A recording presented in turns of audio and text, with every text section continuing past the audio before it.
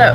I was a federal worker who had 1 month left of her probationary period, and today I was told that I was terminated at some point this week. I'm utterly devastated. I'm confused because my recent performance evaluation was exceptional and I got upwards of $1,500 as a bonus because my performance was so good. And this was my dream job, and it's just being taken away by an administration who doesn't care about science. It doesn't care about people who might be homeless with their dog now. They don't care about our species that we're trying to conserve. That's exactly what my job was doing. It was just to assess habitat conservation for species for a 55-year habitat conservation plan. We should all be so mad right now. We should all be crying like this because I'm just devastated. So the actor from Shazam, who is a Trump supporter, went on Fox News last night to plead with Elon Musk not to fire any Trump supporters from the federal workforce. Here is what Zachary Levi said to Jesse Waters last night on primetime. Quote, "DOGE is complicated, ... There are good people that voted for Donald Trump who are losing their job, ... We got to make sure that we don't leave those folks behind." End quote. Sorry, Shazam, but that's not how this works. The good people who are being left behind are those who voted against Donald Trump, who were trying to warn their fellow MAGA employees that this would happen if Donald Trump got elected. Those are the people who don't deserve to lose their jobs. But as for the Trump supporters who are now getting fired as a result of Elon Musk's DOGE, they effed around at the ballot box, and now they're finding out. Hey Elon, DOGE, I got some big news. I just found some potentially massive fraud.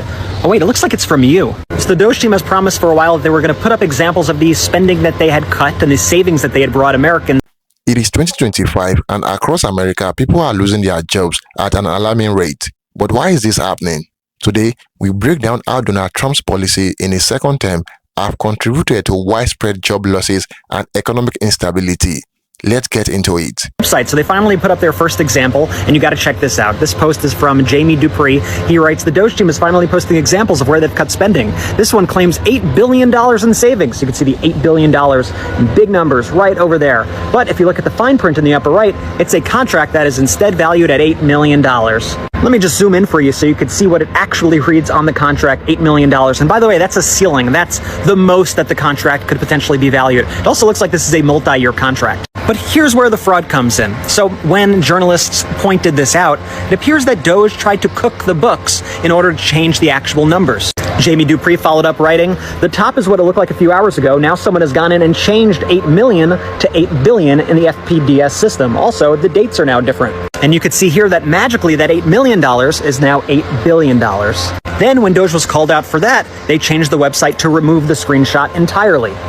Now, first off, this should have been apparent that this was BS on its face. What small business is possibly getting $8 billion from the government? But we thought, you know what, let's investigate this. Let's reach out to the company and see what they have to say. Is DOGE lying about this? So guess what? We did. So here's what the company told us. D&G Support Services, doing business as D&G Solutions, acknowledges that the previously reported contract value of $8 billion was incorrect. This discrepancy appears to have resulted from a clerical error in the original government filing upon contract award. The contract value had a ceiling, $8 million. D&G is proud to maintain long-term contracts with the federal government, providing integrated logistics and supply chain solutions. We remain committed to excellence and a one-team, one-fight approach to our customers, their missions, and our country. So it's becoming very obvious right now that DOGE's supposed savings are all kind of total BS. Meanwhile, these small businesses are getting screwed. People are losing their jobs. Also, that Elon Musk could try to free up some money to give billionaires a $4.5 trillion tax cut. Good morning, everybody. I hope everybody's had a nice weekend. I had a good Valentine's Day, good long weekend. I made a video a few days ago, asking why there seemed to be so much anger directed towards federal employees and why so many people seem to be almost celebrating their being fired. And several people in those comments asked me if I could do a follow-up video if I got any real answers. And I did, amongst a bunch of other ones that weren't. Short answer is this: there seems to be a lot of people who believe there's bloat and waste in the government, and that firing of federal employees is going to fix that. It's going to help with that. It's not going to fix it, but it's going to help with that. But the problem is that it doesn't actually help a ton, because their salaries don't make up but a small part of our budget. Then not an answer, but providing more context. There's a lot of people that seem to be conflating or confusing federal employees with congressional offices or politicians, like Congress and federal employees all being the same thing. And that's not what this is. We're talking about people who work for our government that don't work for Congress, that work, and they work all over the country. They work all over our country. They work in your national park. They work, as doctors and nurses. They work for the Veterans Affairs. They do all kinds of really important work. They work for the FBI. They do, whatever. And those are not the same thing as congressional offices.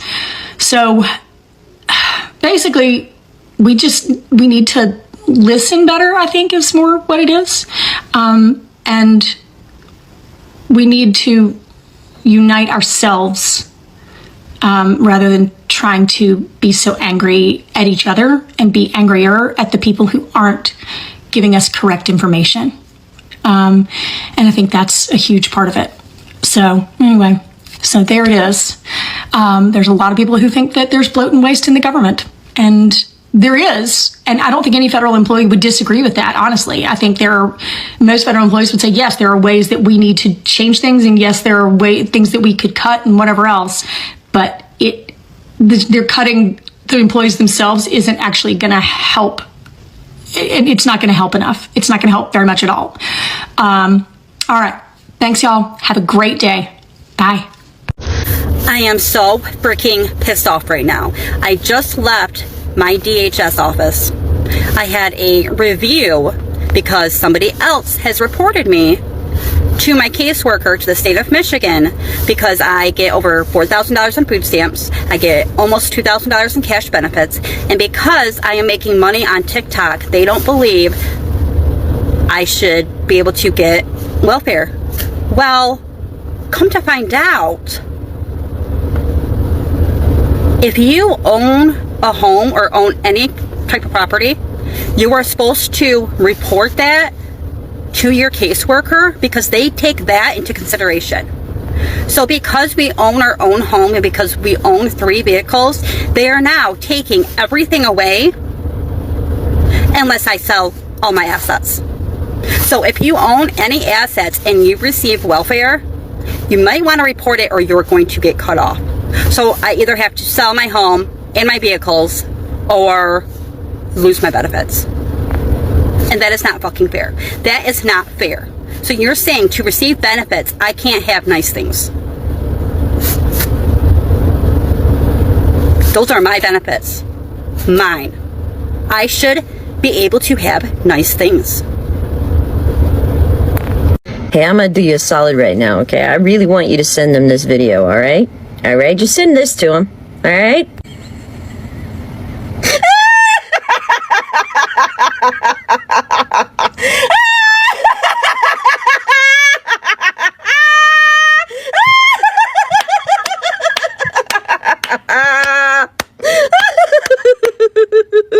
They thought they were climbing out of that bucket, didn't they? Turns out we're all fucking crabs, bitch. We're all crabs, and this water's getting slowly hotter and hotter. They voted for him in absence of fact, in defiance of fact.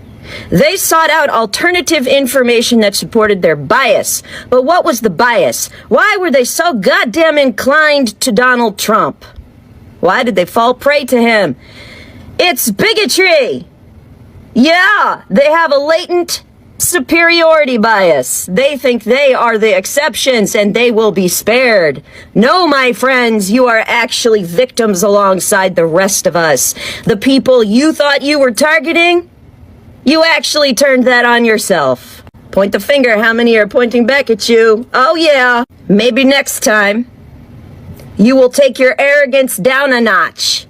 Maybe next time you'll listen to the people who are the most victimized and pay attention to what they say and not fall prey to propaganda about wokeness when you don't even fucking know what the word means. Let me outline it for you. It just means aware of the social inequities and disparities that exist in our culture.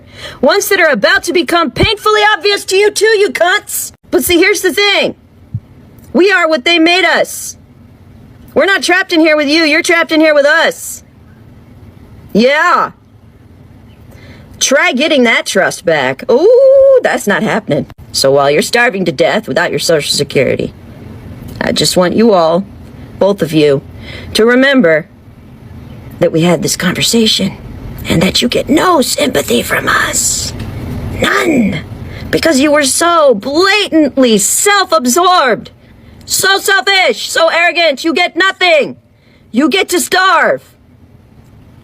Cheers! And maybe in a few years, when things really get shitty, maybe then someone on our side will go, oh, you know, I've realized I want to be a bigger person than I can afford to be, so maybe I'll help some folks out.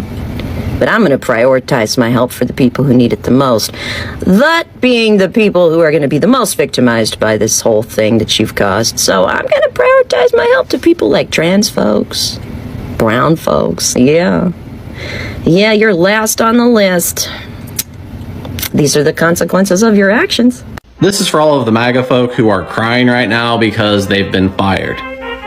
Why are you doing that? I honestly don't understand why. You voted for this. This is exactly what you wanted. This is exactly what he said he was going to do. They even had a handbook. Project 2025. You know, the thing that you didn't believe was a thing? The thing that he said he wasn't associated with, so you just believed him for some reason, even though many of the people around him is associated with that in one way or another. But you were just like, nope. King Cheeto said he's not associated with it. He must not be. How do you feel about that now? How do you feel about that now? Great again? Doesn't look like it. So my MAGA mom, who watches Fox News nonstop, had her find out moment on Valentine's Day. She doesn't get out much. She has a lot of health problems. But she got herself together and they were going to go out to dinner at their favorite Mexican restaurant in town. However, when they got there, apparently it's been shut down for good. Shut down. So I said to her, because I know they were all Hispanic and I know they all came from Mexico because the owner was extremely wealthy and he would go back from time to time to Mexico. It was a restaurant we'd gone out to, I'm going to go 30 years, you know, love it. Excellent food. And I said, you think it had anything to do with the fact that they were Hispanic and from Mexico? I hate to be the bearer of bad news, but there is no scenario in which the deconstruction of America plays out where it does not hurt us as people. There is not a scenario in which this plays out where any good comes from it. This will, mark my words, it will end with war. Whether or not that is a class war, whether or not that is a civil war, or whether or not that is us overthrowing an authoritarian government, it will end badly. So we need to prepare, we need to decide, are we going to take care of their problem and just each other? Or are we going to come together and them? Because at this point, we're out of options. Yeah, we can take back the house in April. We might not have till April. Like, I feel like everybody knows how, well, not everybody apparently, but I feel like those of us who know how bad this is, but like at the same time, we're almost in denial. Like, it's not going to happen. It's not going to happen as fast as we think it is. Yes, the fuck it is. So we need to prepare. We need to plan, because at some point they are going to cut the internet. They are going to cut the power. They are going to take away our forms of communication, of planning and establishing. And when that happens, we need to take to the streets. We need to shut this shit down. Because if every single person, or at least 75% of Americans, if we all come together and we're in the fucking streets, what are they gonna do? No one's working, no one's spending money, no one is lining their fucking pockets.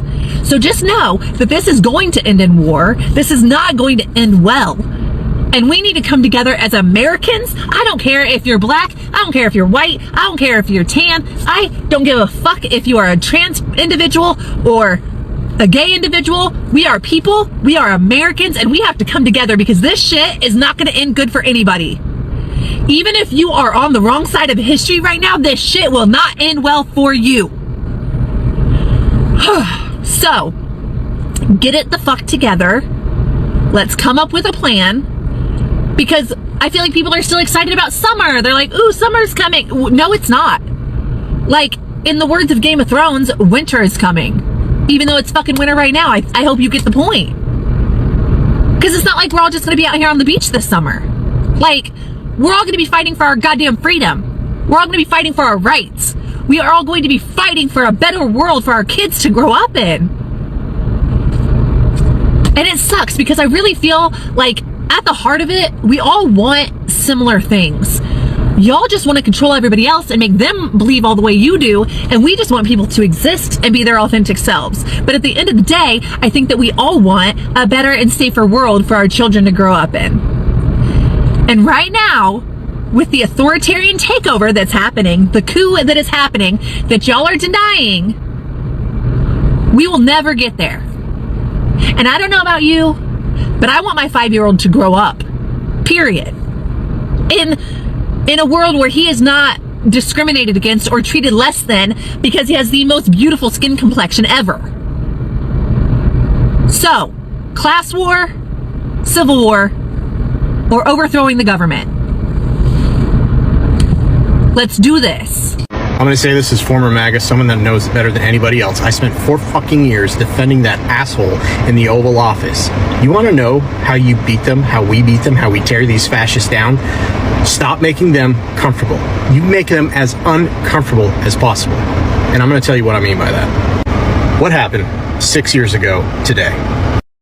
Some crazy kid, some crazy 19-year-old walked onto the campus of Marjory Stoneman Douglas High School and killed 17 beautiful souls. 17 innocent people on Valentine's Day. And every time these mass shootings would happen, I felt this feeling in my mind like, oh my God, it is the guns, because nobody else has this problem. But I didn't want to admit it, but there's a part of me, like in my subconscious, that was like, this really is the guns. And it would make me so goddamn uncomfortable. It would make me so uncomfortable to the point where I wish they would not talk about it. But we need to talk about it, okay? Because if it was up to us, okay, Nicholas Cruz wasn't 21, shouldn't have had a rifle. We support that. AR-15s, banned. Nobody should be able to own one. Red flag laws, which I think actually have in Florida now, I'm not 100% sure, but we support those. There were red flags. There were serious mental health issues. The police came to his house many times. Guys, he should not have had access to a firearm. And if you're a Democrat, it's not your fault. It is purely the Republicans' fault. And that is why I'm saying you need to make them feel uncomfortable. You cannot make them feel comfortable. You cannot give them an ounce of comfort. I'm not saying be violent, but make them feel uncomfortable. Confront them with the facts. I'm going to give you another one that always used to make me feel uncomfortable when I was a conservative. It's something that someone posted in my comments the other day, and that was that Republicans will love you when you're a fetus, but hate you when you are born. And we're talking about the fact that the Republicans are literally proposing cutting the Medicaid program. Medicaid is what orphans depend on. Orphans. This is why I say such brash statements that MAGA do not like black people, or that MAGA do not like poor people, or they don't like gay people. Because they are getting rid of programs that these people depend on. That is why we tell them to their face, you don't like black people, do you? Like, you're not a fan. We can't make them comfortable. That is the last thing we should be doing. And again, I'm not saying be violent. I'm saying make them feel uncomfortable. Make them want to crawl out of their skin with these facts. Because deep down inside, they know. At least a conscious one. Someone who has help, like someone who can be helped, they know. Trust me, that was me. Okay? Make them uncomfortable. Please like, comment, and subscribe. Share this. And share it with your friends. And that'll tell them. Good morning, friends. This is Aaron Stone. To anyone who's listening, to anyone who cares, this message is for those who serve at the behest of the president, who's now considered a clear and present danger by the Canadian government and by the European nations. It's time you turn your back. If you work the gates, it's time you turn your back. If you turn on the lights, it's time to turn them off. If you serve food, it's time to walk out. If you drive him anywhere, it's time to throw away the keys. If you fly him anywhere, it's time to land the plane. It's time, if you're a sniper, to turn your rifle and put it down. Because whatever you were serving, whatever you were think you were serving, whether you're a Republican or Democrat, I'm pretty sure you didn't expect us to want to invade our allies on the whim of a psychotic. He's a clear and present danger. And sadly, sometimes the end justifies the means. And the end is hopefully to win back democracy, to win back our freedom, to win back normalcy. If you're in the military, I have no idea, I have no concept of the pain and suffering that you've gone through. I can only imagine what it's like to take directions from a psychotic as well as an alcoholic who doesn't deserve to be in his position. You have a mission. Your mission was to protect us from all terrorists, to protect us, to really understand that those people that gave their lives for this country didn't do it to protect the life of a despot. You know your mission. You know what you need to do. It's sad that it's come to this. But laws don't matter. Rules don't matter. We have a despot. And it's up to those that are within the power to turn their back. And for those who still have some power to become a hero. History's watching. The world is watching. We need a hero. This is Aaron Stone. Please spread this message. If you work in the government, please turn around. And if you know anyone who works in the government, make sure they see this. This is no longer a joke. We can't wait for the feckless politicians, Democrats or Republicans. They're fearful. Everyone's fearful. It's time. It's time. I think Zelenskyy has just played Trump. I might be wrong, but I think he has. I think by going out there and saying that Trump is living in a disinformation space has baited Trump to then come back and react like Trump does with a war of words, accusing Zelenskyy of being a dictator and saying, frankly, ridiculous things. What does this achieve? It means that the US can absolutely not be a mediator in peace talks because it is being openly hostile with one of the parties. And that means all of Trump's plans in order to portray himself as the big third party who can come in and make a deal, he's blown it himself because he got baited into a war of words and everyone sees that he is actually on one side.